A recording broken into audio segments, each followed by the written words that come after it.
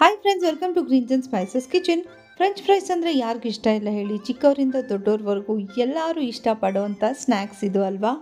ನೀವು ಯಾವಾಗ French fries try ಮಾಡಿದ್ರು ಕ್ರಿಸ್ಪಿಯಾಗಿ ಬರ್ತಾ ಇಲ್ವಾ? ಹಾಗಿದ್ರೆ ಈ ವಿಡಿಯೋ ನೋಡಿ, ನಿಮಗೆ ನಾನು ಟಿಪ್ಸ್ ಜೊತೆ ಹೇಳ್ಕೊಡ್ತೀನಿ ಹೇಗೆ ಕ್ರಿಸ್ಪಿಯಾಗಿ ಫ್ರೆಂಚ್ ಫ್ರೈಸ್ ಮಾಡೋದು ಅಂತ.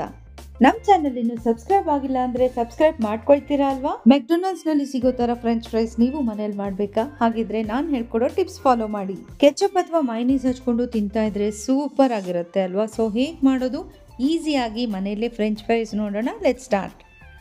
ಫ್ರೆಂಡ್ಸ್, ಆಲೂಗಡ್ಡೆ ಸೆಲೆಕ್ಟ್ ಮಾಡುವಾಗ ಈ ತರ ಉದ್ದುದ್ದಕ್ಕಿರೋ ಆಲೂಗಡ್ಡೆನೇ ಸೆಲೆಕ್ಟ್ ಮಾಡಬೇಕು. ಈಗ ನಾನು ಇದರದ ಸಿಪ್ಪೆನೆಲ್ಲ ತೆಗಿತಾ ಇದ್ದೀನಿ.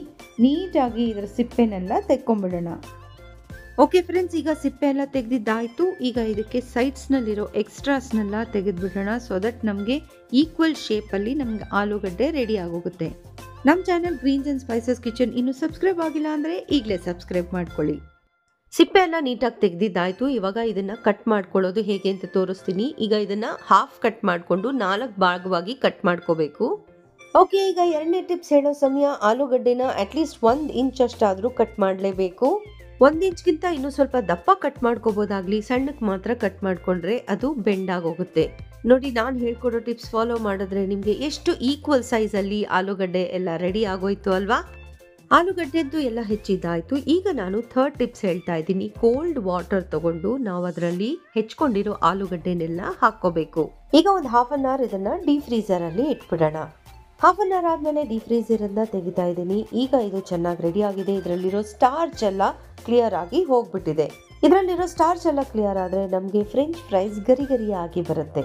ಈಗ ಕುದಿತಾ ಇರೋ ನೀರಲ್ಲಿ ನಾವು ಫ್ರಿಜ್ ನಿಂದ ತೆಗೆದಿಟ್ಕೊಂಡಿರೋ ಆಲೂಗಡ್ಡೆನೆಲ್ಲ ಹಾಕ್ತಾ ಬರೋಣ. ಆಲೂಗಡ್ಡೆನೆಲ್ಲ ಹಾಕಿದ್ಮೇಲೆ ಇದನ್ನ ಸ್ವಲ್ಪ ಕೈಯಾಡಿಸ್ತಾ ಇದಕ್ಕೆ ಇವಾಗ ನಾವು 1 ಸ್ಪೂನ್ ಉಪ್ಪು ಹಾಕೊಳ್ಳೋಣ. ಈಗ 4th ಟಿಪ್ ಹೇಳ್ತೀನಿ ಕೇಳಿ, ತುಂಬಾ ಇಂಪಾರ್ಟೆಂಟ್ ಟಿಪ್ಸ್. ನಾನು ಈಗ 1 ಸ್ಪೂನ್ ಅಷ್ಟು ವಿನೆಗರ್ನ ಹಾಕ್ಬಿಟ್ಟು ಇದನ್ನ ಚೆನ್ನಾಗಿ ಕಲಿಸ್ತಾ ಇದ್ದೀನಿ.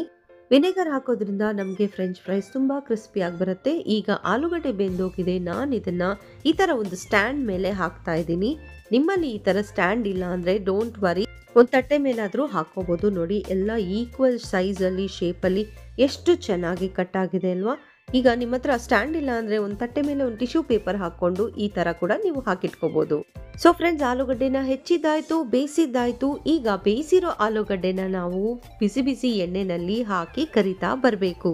ಸುಮ್ಮನೆ ಆಲೂಗಡ್ಡೆನ ಹೆಚ್ಚಿಬಿಟ್ಟು ನಾವು ಎಣ್ಣೆನಲ್ಲಿ ಕರೆದ್ರೆ ನಮಗೆ ಕ್ರಿಸ್ಪಿಯಾಗಿ ಬರೋದಿಲ್ಲ. ಫ್ರೆಂಡ್ಸ್, ನಾನು ಹೇಳ್ಕೊಟ್ಟಿರೋ ಟಿಪ್ಸ್ ಫಾಲೋ ಮಾಡಿದ್ರೆ ನಿಮಗೆ ಡೆಫಿನೆಟ್ ಆಗಿ ಮೆಕ್ಡೊನಾಲ್ಡ್ಸ್ ನಲ್ಲಿ ನೀವು ಹೇಗೆ ತಿಂತಿರೋ ಅದೇ ಸ್ಟೈಲಲ್ಲಿ ಮನೇಲಿ ಮಾಡಿಕೊಂಡು ತಿನ್ಬೋದು.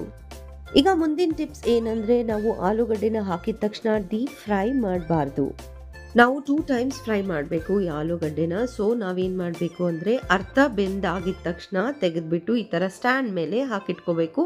ನಿಮ್ಮಲ್ಲಿ ಈ ಥರ ಸ್ಟ್ಯಾಂಡ್ ಇಲ್ಲ ಅಂದರೆ ಒಂದು ಟಿಶ್ಯೂ ಪೇಪರ್ ಮೇಲೆ ಹಾಕಿಟ್ಕೊಳ್ಳಿ. ಈ ಥರ ಹಾಕ್ಬಿಟ್ಟು ಒಂದು 10 ನಿಮಿಷ ನಾವು ಇದನ್ನು ಬಿಟ್ಬಿಡಬೇಕು.